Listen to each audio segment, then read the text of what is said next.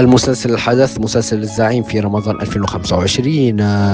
السلام عليكم ورحمة الله وبركاته. أهلا وسهلا ومرحبا بكل متابعي قناة رمضان برود في حلقة جديدة. في فيديو اليوم سنقدم لكم تفاصيل مسلسل الزعيم في رمضان 2025. قبل بداية الفيديو ياريت تشتركوا في القناة، تضعوا لنا لايك وتفعلوا جرس التنبيهات ويوصلكم كل الفيديوهات الأول بأول. خلوكم مع الفيديو، مشاهدة ممتعة للجميع. بسم الله بدروب يا سيدي رمضان.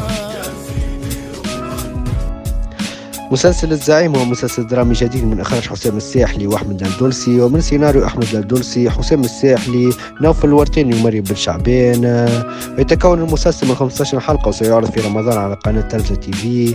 وأضاف الدولسي أنه من الممكن إضافة جزء ثاني وثالث إن نجح العمل. الجزء الثاني سيكون مفاجأة كبيرة. والمسلسل من بطولة أحمد الدولسي، حسام الساحلي، فاطمة برتقيس، مريم بن شعبان، لبنى الزديري، هادي الماجري، سفيان الداهش، عاطف بن حسين، رياض حمدي، منال عمارة وشيماء زايد.